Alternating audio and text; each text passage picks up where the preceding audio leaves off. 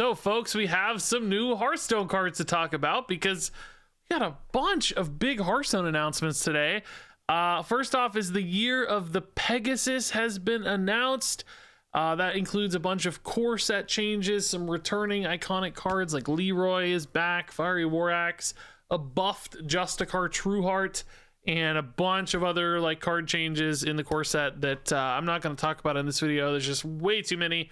I'll leave a link down in the description if you want to read up more on that, but definitely looks like a big shakeup in core set. And also we're getting a bunch of new cards as well, including 4 new cards in the core set that are kind of themed around Warcraft the Rumble, the other Blizzard mobile game. And then as you can see behind me here, Hearthstone Brew and 11 gift cards that are a part of like a special set, the gift set here to celebrate Hearthstone's 10-year anniversary.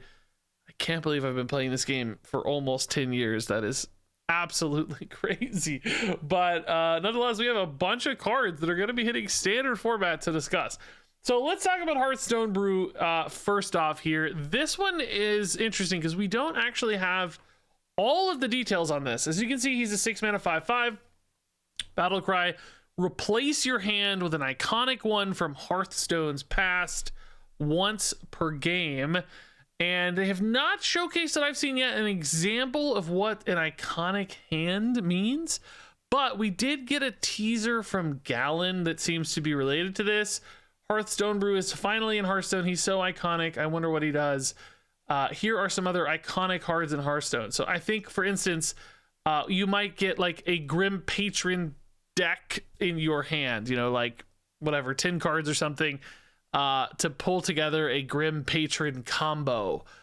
He also showcased Skull of the Minari, so maybe you're going to get like a Q block hand. You're going to get like some Void Lord, some Doom Guards, a Skull of the Minari, and it's going to be like a build your own Q block just out of that hand. And there's maybe going to be a Shutterwalk hand with, you know, the classic like Shutterwalk combos with some doppelgangsters or whatever. I don't even know. I don't remember what's in that combo anymore. But it sounds like there's just going to be a bunch of different hands you can roll into with Hearthstone Brew and then kind of play from that hand as if you're playing one of those old iconic decks. Whichever one, awesome way to celebrate anniversary. That's really cool, super flavorful. This also just seems really powerful to me. He's only 6 mana, which means if you're playing this in a deck that empties their hand, he's just going to give you a bunch of extra resources. It doesn't say transform your hand into an iconic one. So I think even if you have 0 cards in hand or just 1 and 2, he may fill your hand. I don't know for sure we're going to get like full 10 cards or whatever out of these, but it sounds like it might be an enormous net gain in resources overall, which you can imagine playing a pretty fast deck, just having this as an out late in the game as a reload and just kind of take a second wave on an entirely new win condition that could completely surprise the opponent and of course be rather unpredictable, because it looks like there's going to be a handful of different hands possible here off Hearthstone Brew. So I guess we won't do like a full review on this because we don't know the average quality of the hands or the decks that Hearthstone Brew is going to be providing you here. So, you know, who knows if they're going to be powerful, but if you're getting like Grim Patron combos and you know, Q block combos and stuff, there might be some lethality present in these. Shutterwalk can certainly be game ending on his own if you get that loop going. So I think the potential on this looks really high. Just hard to say with 100% certainty just yet, since we don't have all the details. All right, so moving on to another legendary here. This is being added to the core set. You see that Pegasus icon there behind the text. And this is a reference to Warcraft Rumble. It's Nomelia Safe Pilot, a 6-mana 4/2 with Rush. Also damages minions next to whomever this attacks. So nice little cleave there, basically the ability to clear potentially 3 cards on your opponent's board. Also Death Rattle, deal 2 damage to all enemies, hitting both minions and face, actually. A little bonus face damage on there as well. So this is actually a pretty cool board clear, because this means essentially as long as she's dying on the trade, you're going to be able to deal 6 damage to 3 minions, which it's a good mid-game board clear. That's going to deal with a lot of different shapes of boards.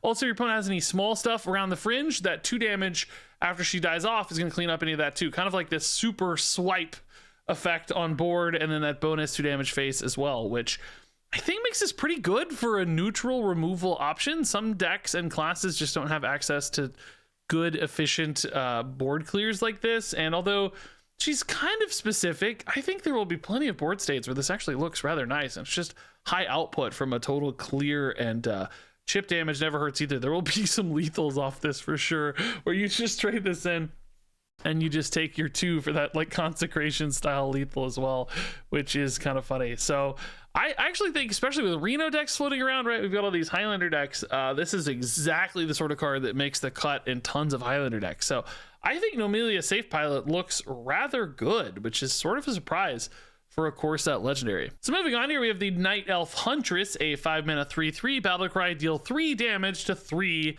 different enemies. That's a lot of 3s, and this card is interesting in a flexible little way. Do note it can go face with one of those, but it does say different enemies specifically, so this can't do like sneaky stuff like clear a 9 health minion, for instance, or clear a 6 health minion and a 3 health minion. You do have to pick 3 different enemies according to this text line, so that's a little bit different than like the Sneeds card we had that kind of dealt 2 damage to, if you'll remember this guy. I pulled him up here real quick. So I think based on that wording, it is a little bit more specific. And at 5 mana in particular, sometimes that 3 damage is feeling like it's not enough, I think. You're getting slightly bigger minions in the mid game. There's going to be some 4/4s and stuff. Or I think this does feel rather awkward because of that word different specifically. So I don't know. This is, you know, probably like nuts in Arena. I'm sure this is the kind of card that makes a ton of sense in Arena. Seems too low synergy and too low output, though, to really make the cut in Standard to me, perhaps even with Reno decks abounding. Moving on here to the Footman. This is a 4-mana 2/5 with Taunt, and adjacent minions are immune while attacking. So if you happen to have a board of stuff, you can play this in between a couple things and trade them in there with immunity so that they don't die to the trade. Again, it actually seems pretty nuts in Arena. I just don't see any world for this in Standard, though. It just doesn't seem worth it enough at all. Seems clunky, non-synergistic, so pretty weak as far as Standard format cards are concerned. And the final of the Warcraft Rumble cards is the Warsong Grunt. This is a 5-mana 3/6 with Rush, and after this attacks and kills a minion, it may attack again, so potentially ability to clean up a couple small things. If you squint, looks a lot like the Night Elf Huntress in some ways, but maybe not even as good in a lot of ways. Probably worse, actually. Could clean up a board like full of 1/1s and stuff. Little chickens. There are some scenarios where this looks okay, but I think a majority of the times just doesn't look like it does enough to me. Again, another pretty low synergy, super low synergy, and pretty low output kind of card. So I don't think this makes the cut too often. So moving on to these gift cards. Basically here we're getting a 1-mana spell for each class that's going to allow you to discover a temporary version of a card. That temporary means you get to play it this turn, and then it vanishes, it goes away at the end of the turn. So you can't just use this to like generate the card in hand and hold on to it. You have to wait and play this alongside the card immediately, and then you have this kind of 1-mana overhead basically to pay the privilege of getting to pick one of these options. So this is a really tough one to assess. I think there's a few things you need to keep in mind. Basically, is the difference between all the spells significant enough that the choice of discovering one offers you like good flexibility and good adaptability in a given game state? You know, do you have a mix of like damage and removal and threat development? And if so, you know, being able to pick between those 3 can really matter in a game state. If you just have 3 cards that all do damage, maybe it's not that useful to have this. Maybe you just rather run like a damage card instead. There can also be questions about whether or not the card currently exists in Standard, and if there's some benefit to discovering it because you can't otherwise access that card. There's going to be a few examples of that, I think, because some of these do not show up in the core set. We'll go through these one by one and kind of talk about use cases, but I think it's definitely a bit of a mixed bag. So for Warrior here, we've got Garrosh's Gift, as you can see, 1-mana spell, discover a temporary execute, shield, block, or brawl. And I will say, all cards that are currently in core set, I think, boy, I hate to say that because some of them could technically be leaving because I cannot remember all of the details on the core set announcement. There are so many changes. But regardless, cards we're kind of used to seeing in Standard these days and do show up a lot in Control Warriors. All good cards right now, too, I'd say. Execute maybe not as commonly played. This is sort of an extra way to just get a brawl or a shield block that I think does kind of matter for Control Warrior, like especially if you got Odin in the mix, like knowing you have access to armor gain in a pinch, or maybe an extra removal card in a pinch does sort of set you across like two different vectors of play. It's like, okay, I'm trying to find lethals, I'm trying to kill them, I need armor gain for Odin, I'm gonna grab this shield blocker. Or like, I'm behind, I haven't found Odin yet, I'm gonna turn this into a brawl. That actually does sound pretty useful, being able to line that up. Normally you'd say, oh, these are all control cards all along the same vector, but with Odin in particular, that does actually change, and shield block becomes a bit of an aggressive card or finisher card. It also turns into card draw for shield block too, which is nice. So I think this warrior one actually looks pretty interesting. This one does do some different things. Moving on to Warlock with Gul'dan's Gift. 1 mana spell, of course. Discover a temporary Mortal Coil, Siphon Soul, or Twisting Nether. And this is interesting because these are all three pretty significantly different costs. They all are, you know, removal cards. They all are more defensive and control style cards.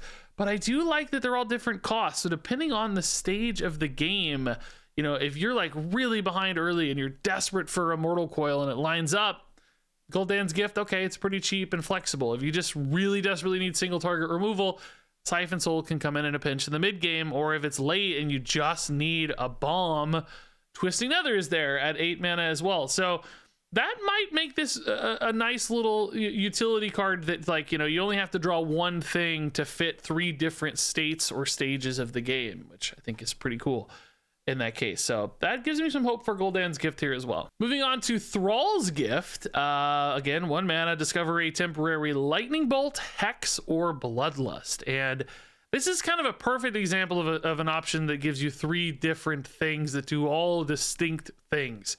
You get damage with Lightning Bolt, you get an answer to threats with Hex, particularly a good answer these days with all the like Titans running around and stuff, and you get a Bloodlust sometimes. And I love the fact here that you get access to Bloodlust without having to run a card that is specifically so offensively focused. So if you're running any shaman deck that's, you know, not like hyper aggressive, you know, if you're playing a Reno shaman right now, for instance, you will find board states sometimes where like a few minions stuck for whatever reason, and you're not going to run Bloodlust most of the time for those scenarios, but you might run a Thrall's Gift and be happy for that Bloodlust that finds you like 9 extra damage randomly, and that turns into lethal. So having a finisher that can also be a Hex, you know, can also be a cheap Lightning Bolt to deal with a scary minion, or of course just hit face as well.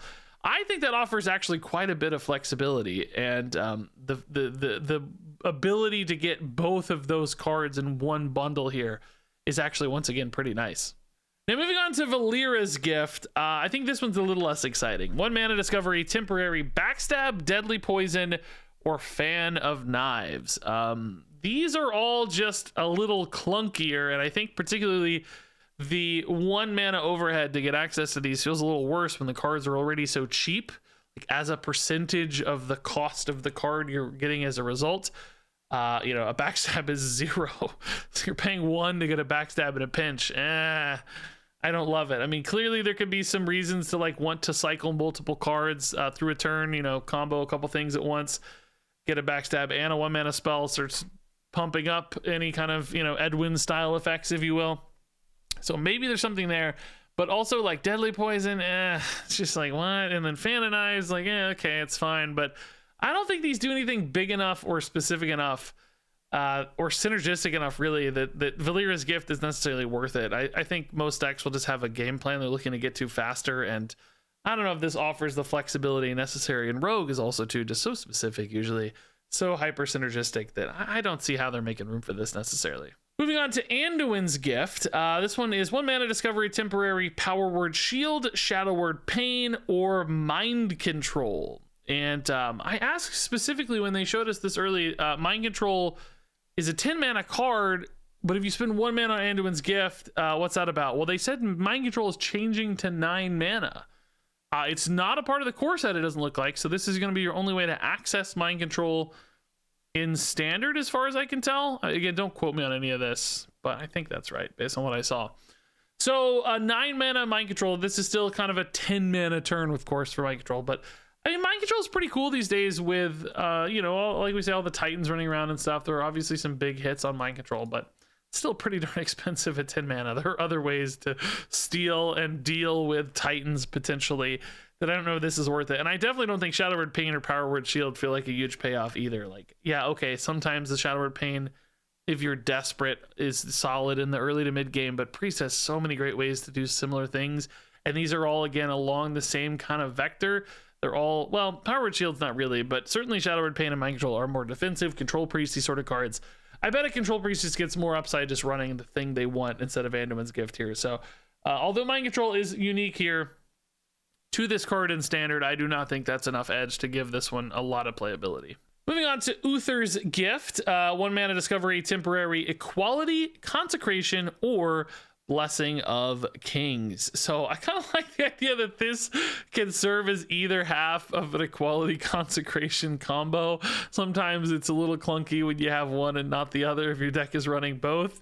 So this is like an extra way to shore up that draw weakness. So it's like, oh man, I have both Consecrations but no Equality, but Uther's Gift is in hand to fix that, or vice versa. It also gives you the Blessing of Kings as well to turn a little bit of an aggression side of things if you need to. It's an out there. So Consecration can be kind of over the top face damage or board clear. Kings can be damage. Equality can be a couple things, you know, board clear setup or just a Fisher removal, whatever. So, you know, it's nice that this does do a few different things. I will say Paladin right now as a class has had pretty tight early game, or at least aggressively focused builds. Where something like a 1 mana tax overhead on a card like this is really not something they're looking to do, because they just want to be efficient with their mana, get stuff down, get stats in play, and start hitting people in the face. So for the most recent builds of Paladin, I don't think this really gets there. Now, obviously, you know, we're getting a new core set, big rotation, all kinds of things could change. So I don't want to write this one off. It just hasn't really fit the mold for Paladin lately. If more control sorts of Paladins come in and they're looking for Equality Consecration pairings, this makes more sense. And then, you know, the upside of having some occasional damage off Kings or whatever is a nice bonus. Moving on to Jaina's Gift. This is a 1 mana, discover a temporary Frostbolt, Arcane Intellect, or Fireball. And those are certainly like the most iconic mage cards ever, I think. I will say the Frostbolt and the Fireball definitely aligned along the same side of thing there, which is just damage. You know, yeah, Frostbolt can freeze, which offers a little extra utility if you're playing in Odin Warrior, weapon class, or whatever. You might need that Frostbolt from time to time. And then Arcane Intellect also gives you card draw, but I have to say, if you're spending 4 mana to draw 2 cards because you got to play the gift, and then the Arcane Intellect is like, yeah, okay, I was desperate for card draw, but I can't play anything because I spent all my mana on the draw itself. I think a lot of decks are gonna find more efficient damage output if they're looking for a ton of damage. There's big ways to do that in Mage, and I think they're gonna find way more efficient card draw effects as well. So I don't know that the flexibility here across 2 different things, card draw or damage, offers enough utility for this one. I'm not as convinced here for Jaina's Gift. Moving on to Rexar's Gift. It's so cute, by the way. Discover a temporary Quick Shot, Deadly Shot, or Explosive Shot. For this one, I'm a little worried, just like the card quality's not great. Like Deadly Shot's not the best card, and Explosive Shot, historically not the best card. It is cool that they give you like defensive outs, you know, if you're an aggressive deck that's like really needing some removal, then this could be that for you, while still giving you the option to get a Quick Shot from time to time too, when you do just need it to be damage, or it's the last card and you want to turn that Quick Shot into more cards. That's kind of cool, but at the same time, I think you're just going to want cheaper, more efficient damage in a lot of cases instead. And the ability to get pretty bad removals, not really that much of an upside, even if it is increased flexibility. It's flexibility into what? You're like, not the best results. Malfurion's Gift allows you to discover a temporary Feral Rage, Wild Growth, or Swipe. And I will note that Wild Growth I saw is out of the core set alongside Nourish as well. So Druid is losing access to some really big ramp pieces. Malfurion's Gift here is a way to get one of those ramp pieces back with Wild Growth. But importantly, this is kind of a 4 mana Wild Growth, right? Because you can't like play the Malfurion's Gift on turn 1 in anticipation of the Wild Growth later. Just remember, these are temporary cards. You have to play the Wild Growth right away. So are you excited to play Malfurion's Gift on turn 4 and then the Wild Growth in the same turn? I don't think so. That's you want bigger, faster ramp than that. So I don't really think it makes that much sense from a wild growth standpoint. I think that's going to feel super clunky. Now, Feral Rage and Swipe can both, be damage. Feral Rage can be a little bit of armor. So I do like that those do different things. Those give you some aggression or a board clear, or, some defensive utility off that Feral Rage sometimes as well. So that side of it's pretty cool. Like maybe that's enough upside. But the wild growth in particular here, I don't know, man. That seems pretty weak to me. So Illidan's Gift is 1 mana, discover a temporary Fell Barrage, Chaos Strike, or Chaos Nova. If you need a reminder like I did for some of these, I'm kind of trusting you'll know a lot of these. But Fell Barrage is deal 2 to the lowest health enemy twice. Chaos Strike is the give your hero +2 attack into a card, and Chaos Nova is the 4 damage AoE. I believe it costs 5 mana, at least it used to. Yeah, Chaos Nova. Deal 4 at 5 cost. So again, actually, this is kind of cool. You got like over the top damage sometimes with Fell Barrage, or like minion clears if it lines up that way as well. You got Chaos Strike, which is card cycle and a little bit of face damage. And then you got Chaos Nova, which is a big board clear. I think in particular, it's pretty cool that this card gives you the option to get reliable damage at a base, but then you also sometimes have that Chaos Nova out, which if you're like, in a really bad spot, that could be a saving grace for a deck that's otherwise looking to be a little more aggressive. And I would say, unlike, say, the Hunter version, which was kind of the same, I like that this gives you 2 flavors of damage, one of which has card draw, and I think the Chaos Nova is actually more useful as just this big universal board clear, unlike, say, Deadly Shot or Explosive Shot, which feel way more kind of conditional and awkward. So to me, this is similar vibes to the Hunter card, but just doing that better. It makes much more sense for what Demon Hunter is about. And then finally here we have Arthas's Gift, 1 mana, discover a temporary Dark Transformation. That is the 2 mana spell, turn an undead into a 4/5 with Rush. That is Howling Blast. That's the 3 mana, freeze a target and deal 3 and 1 to the rest of the targets, sort of like a mini swipe or whatever.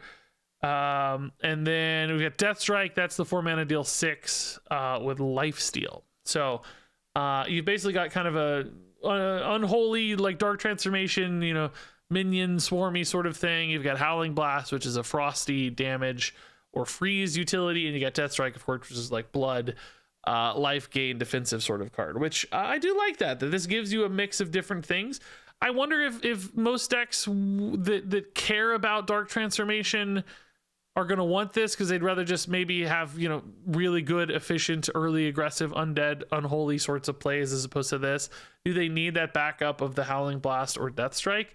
Maybe. It's nice to know that you can pivot sometimes, so that the Howling Blast in particular could give you some over-the-top damage for a deck that's maybe a little bit more minion-based, for instance. So that's kind of cool. I think there's definitely some possibility there. I'd say, like, for the slower Death Knights, maybe the upside of having like access to a Dark Transformation or something is not really all that useful. Do these actually cross rune barriers? They do, right? Yeah, Dark Transformation is single Unholy, Howling Blast is single Frost, and Death Strike is single Blood, although those may be updated as well, so keep that in mind. The core set changed some of the runes. I don't know which one's which, but I mean, that does give you access to cards outside your rune type, basically, which could be another angle for this. Although, again, that kind of just comes down to how useful those effects are for given decks more than anything else, which I'd say is a mixed bag on this one. So all that said, let's do some quick reviews for these cards rating from 1 to 5 stars, although we're going to hold off on Hearthstone Brew because we do not know what his hands are going to be, but based on what I know about this card so far, I think he looks pretty good. Nomelia Safe Pilot is a 4-star card. Night Elf Huntress is a 2-star card. Footman is a 1-star card. Warsong Grunt is a 1-star card. Garrosh's Gift is a 4-star card. Gul'dan's Gift is a 3-star card. Thrall's Gift is a 3-star card. Valera's Gift is a 2-star card. Anduin's Gift is a 2-star card. Uther's Gift is a 3-star card. Jaina's Gift is a 2-star card. Rexar's Gift is a 2-star card. Malfurion's Gift is a 3-star card. Illidan's Gift is a 4-star card. Arthas's Gift is a 3-star card. And there you go, folks. That wraps it up for a surprising review. I didn't know we were going to get a bunch of new cards with the core set and this bonus set, but it's pretty cool to get all this new stuff. And I'm excited to try some of this, man. I don't know if the gift cards are going to make for like great videos necessarily. I mean, Nothing too crazy, but I think Nomelia would be fun to try in some Reno decks, and certainly Hearthstone Brew looks like he could be awesome. I'm just excited to play some of these old decks in Standard based on what we've seen so far. It sounds like that's what's going to happen. So pretty cool. You know, decks, they're hands, but you know, you kind of get, hopefully you're getting enough to simulate the deck or the win condition or whatever. But anyway, share your thoughts on these cards down in the comments below. Thanks so much as always for watching, and until next time, game on.